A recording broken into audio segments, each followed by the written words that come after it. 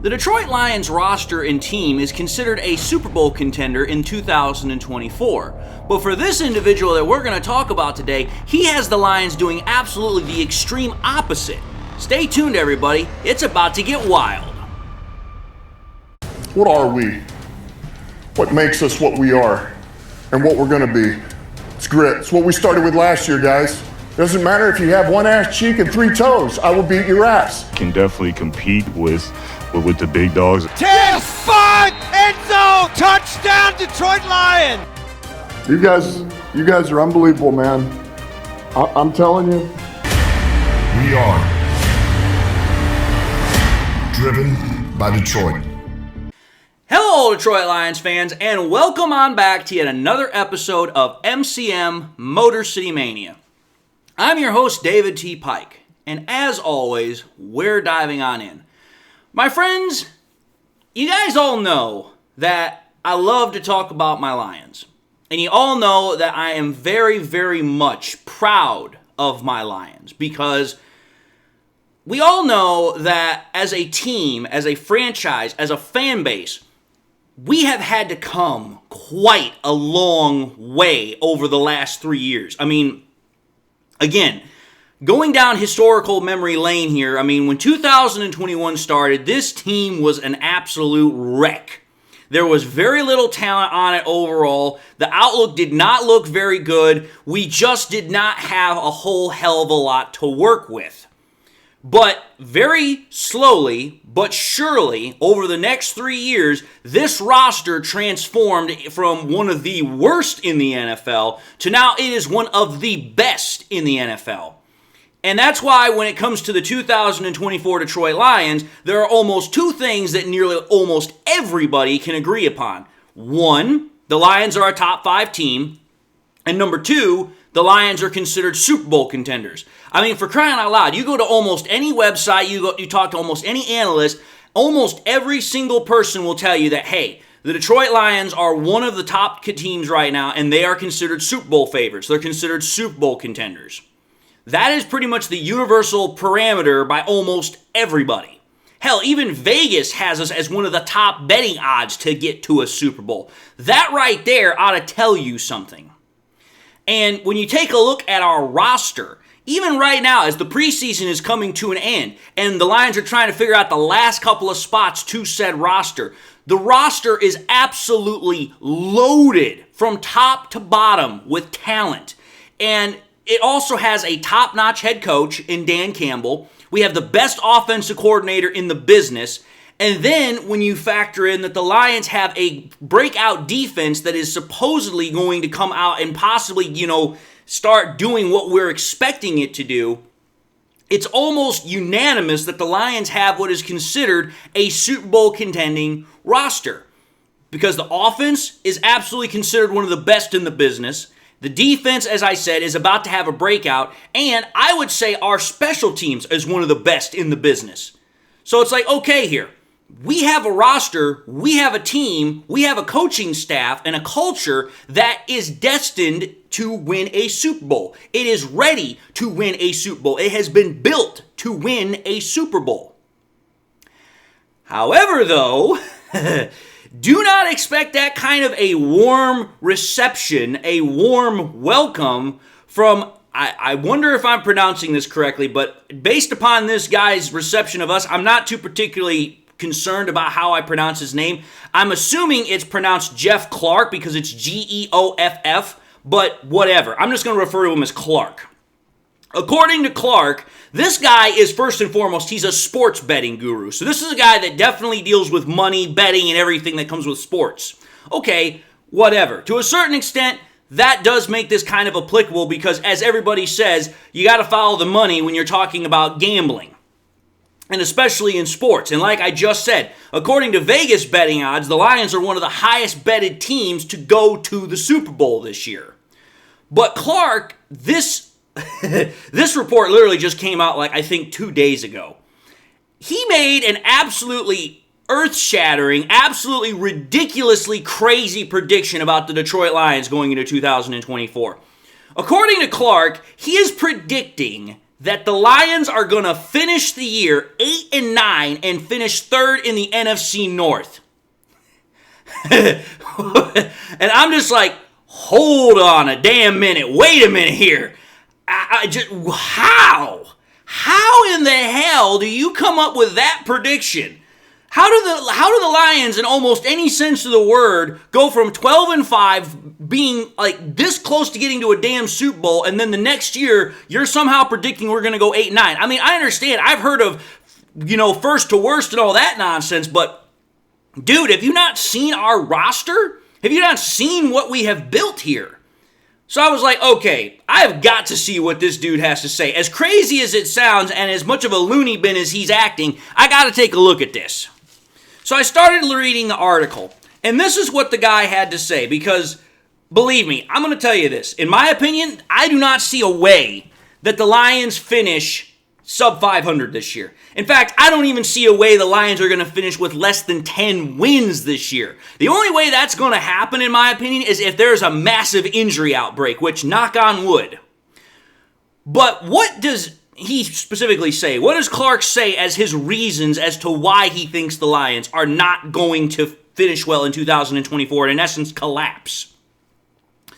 Clark actually starts off the article and he states all of the things that us Lions fans and damn near everybody else in the NFL is already aware of. Oh, hey, the betting odds say that Jared Goff is a sleeper MVP candidate. Ben Johnson, best offensive coordinator in the NFL. We have the best offensive line in the NFL. Campbell is a great coach. We have a top 10 wide receiver in Amon-Ra St. Brown. We have a top 5 tight end in Sam Laporta. And we have a great dual running back threat in Jahmyr Gibbs. So it's like, okay, you're listing all the things that everybody already knows. So what the hell is the problem here? This is then where he decides to start off by saying that, hey, in his own words, this is in the article, you can read it if you want to. He says, in his own words, you can bank that there are going to be 5 playoff teams that are not going to return to the postseason from the previous year. So in his mind, he believes that the Lions are one of those 5 teams that you can bank on that's not going to go back. Okay, that's rather interesting considering the fact that the Lions tied for the best record in the NFC last year. And if I recall correctly, they were tied for the second best record in the entire NFL last year.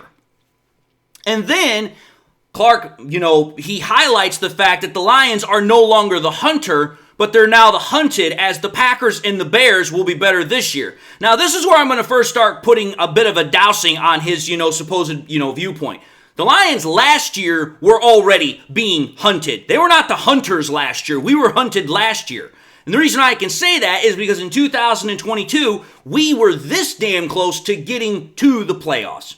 Everybody knew that the Lions had arrived because it was like, hey, we went from 1-6 to finishing 9-8, finishing with an 8-2 record over the last part of the year, and we were that close to getting to the playoffs. By the end of 2022, we were no longer the hunters. We were the hunted, because it's like, hey, everybody knows who we are. Everybody knows the kind of play style that we have. Everybody knows that we have arrived. Now it's just our time to come out there and actually do what we're supposed to do. And that's exactly what we did. We weren't sneaking up on anybody in 2023. Absolutely hell no. Everybody knew about the Detroit Lions. Everybody knew what we were about. So the fact that he's saying, that now we're the hunters, now that we're the hunted and we're not the hunters, that's ridiculous. That was going on last year. So this guy's already a year behind the times as it is. But the next thing that Clark specifically states is that he hits on another main point for his argument. And he specifically wants to talk about how the Detroit Lions last year did not have a good record against playoff teams that were in the playoffs last year. And he highlights the fact of the Chiefs game, he highlights the fact of the Packers Thanksgiving game, and he highlights the fact of the Dallas Cowboys game. What Clark specifically says is that he thinks that the Lions, in his, one of his main points here is that, he thinks that the Lions shouldn't have won the Chiefs game because he called that a fluky game. Kind of like how, Mike Tirico said that it was an asterisk win for the Detroit Lions. Clark is saying that that was a fluke contest for the Lions because, the Lions didn't have to face against Travis Kelce and they didn't have to face against Chris Jones. And he then talks about the Ravens game because he talks about how we got absolutely killed in that game, 38-6. And then how we lost against, like I said, the Packers on Thanksgiving, and we lost to Dallas. Okay, here. So let's just keep some things in perspective here. The first thing I'm going to say in my rebuttal to Clark on this is that, one, we beat the Chiefs, okay, and everybody knows that. But the fact that Jones and Travis Kelce were not playing is irrelevant. Let's call it for what it is here. Travis Kelce was out with an injury because he had injured his knee, I think it was a week or so prior to that game, and he couldn't play. Now, as far as Chris Jones was concerned, he sat out because of a contract dispute. Now, everybody's going to say, well, David, those are two of their best players. If they had played, it would have made a difference. I have no doubt that it would have. But here's the problem I'm having with the whole situation. The problem I'm having is that if another team has an injury, then nobody's going to necessarily care whether or not, if that team has said injury. They're going to be like, hey, it's next man up. You go out and you play with what you have. You play with who you brought to the dance.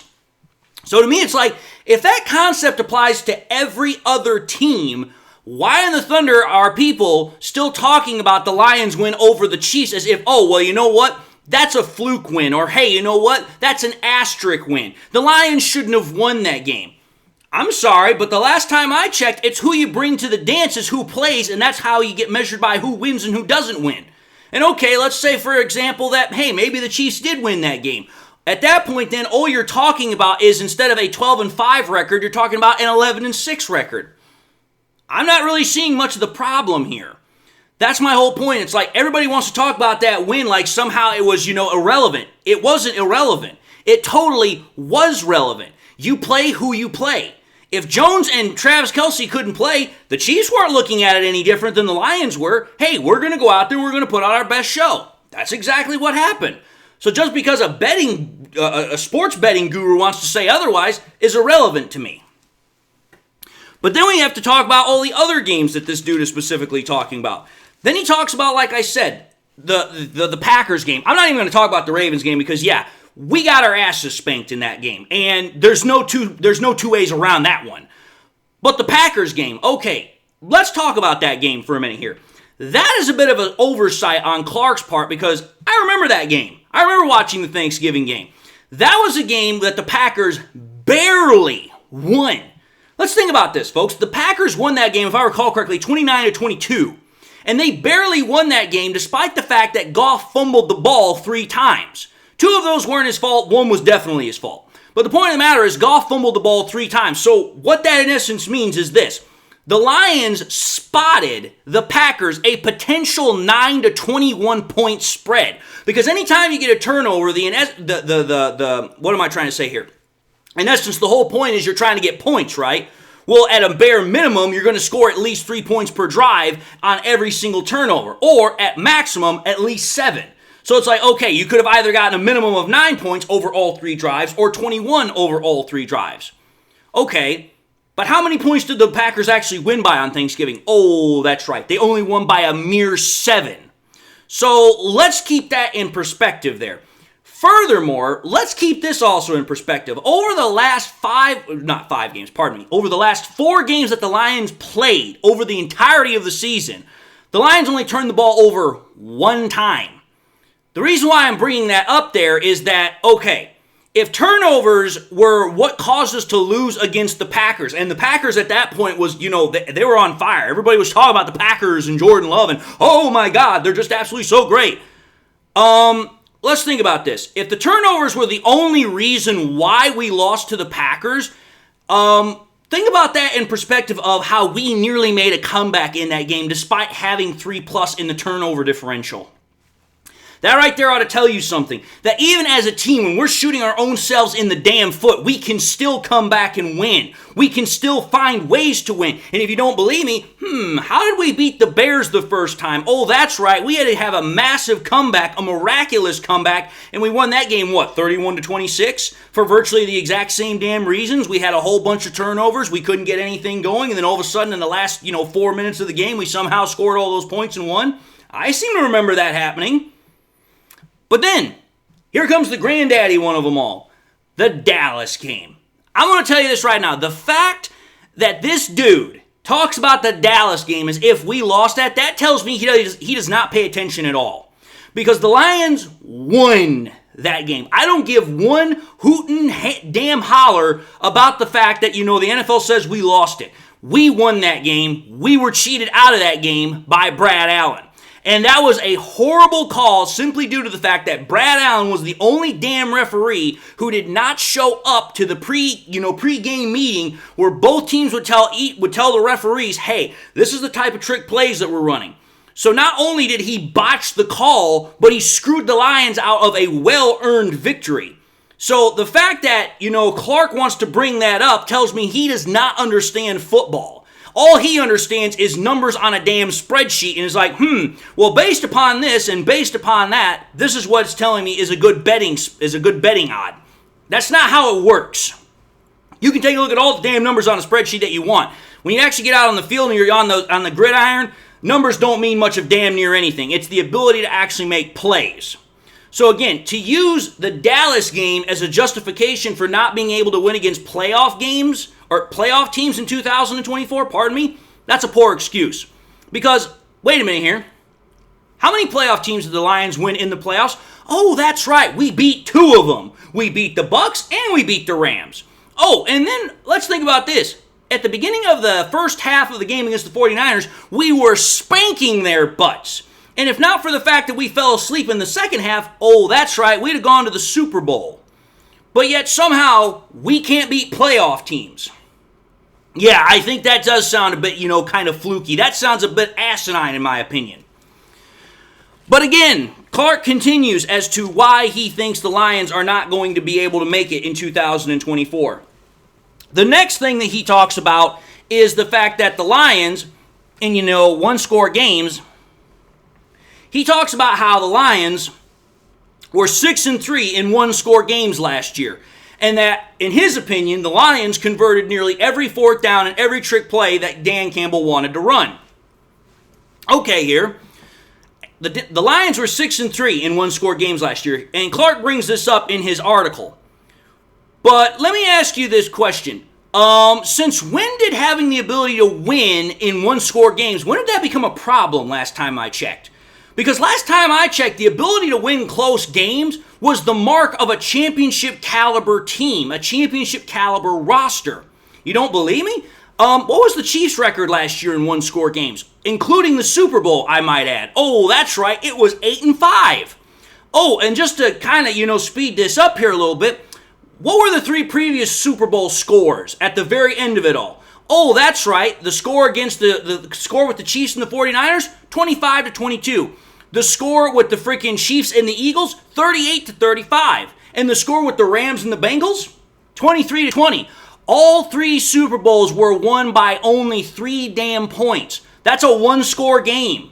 So please tell me, Clark, how the Lions having a 6-3 record in one-score games is a bad thing.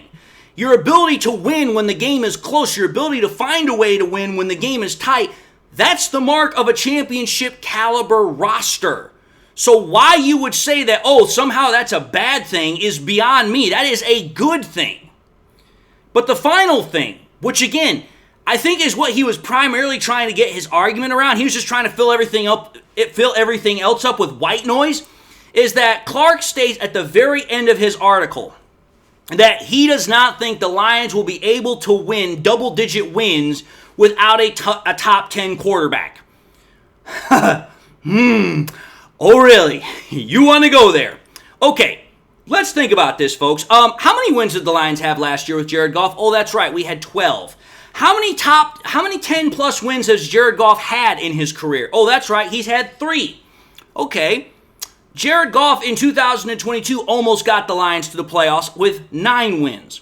But then let's think about this. How many wins does Jared Goff have since 2017 when he had his first win? Oh, he has 66 regular season wins. You want to know where that ranks out of all active quarterbacks in the NFL right now? That's second most. If you were to include Tom Brady, who's retired, it would be third most. But wait a minute. Let's think about this. Jared Goff, since 2021, joining the Detroit Lions, Jared Goff is 11th in pass completion percentage. He's 4th in passing yard total. He's 7th in passing touchdowns. And he's 8th in passer rating. outside of just the pass completion percentage, which is just one spot removed from top 10, that's top 10 numbers. Oh, and then just to, add more to this whole thing, add a little cherry on top, here's some of the things that Jared Goff has accomplished over the course of his career, and some of them while he's been with the Detroit Lions. Jared Goff, the third fastest quarterback to get to 25,000 yards in NFL history. He's tied with Peyton Manning and Kurt Warner, both Hall of Fame quarterbacks, I might add. Jared Goff has the third longest streak of attempts without an interception with 383 pass attempts, which I believe is, again, only behind Tom Brady and Aaron Rodgers. Both those guys are going to the Hall of Fame. One of them, I think, is about to, and Tom Brady, or actually is, pardon me. And then let's think about this. Jared Goff is the only quarterback in NFL history to have 30-plus thousand passing yards and less than 100 interceptions at the same time.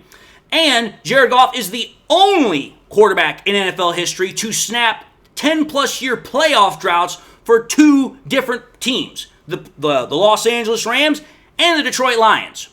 Oh, and then like I've also said, Jared Goff was the guy that helped the Lions get their first division title in 30 years. Jared Goff was the guy that helped the Lions get their first playoff win in 30-plus years, as I just stated with that one stat, that one thing. Jared Goff won 2 playoff games in the course of the same season, which hadn't been done in over 60 years. So how in the hell, Clark, are you going to tell me that Jared Goff is not a top 10 quarterback?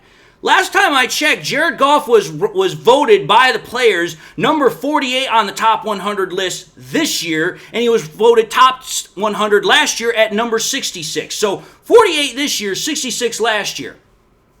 But somehow Jared Goff's not a top 10 quarterback. Y'all realize how damn stupid that sounds? Y'all realize how stupid this whole thing sounds? You're talking about a guy who is all basing everything he has upon numbers from a sports betting algorithm that's on a spreadsheet. He's not basing this off of what is actual factual data or what you can see with your own damn eyes in the games. It's like, hey, this is a Lions team that has had to earn and bust its ass to get where it's at right now. They've earned their stripes. They have earned everything they've gotten. And at this point, it's like, hey, they know what they're playing for. They're playing for a Super Bowl. And they know they didn't just get there by some freak accident. They didn't just get there because, hey, we're just lucky as hell. They got there because they earned it the hard way, the gritty way, the Dan Campbell way. And that right there is more important and more valuable to me than any sort of stupid sports betting guru who thinks he knows something that he clearly doesn't.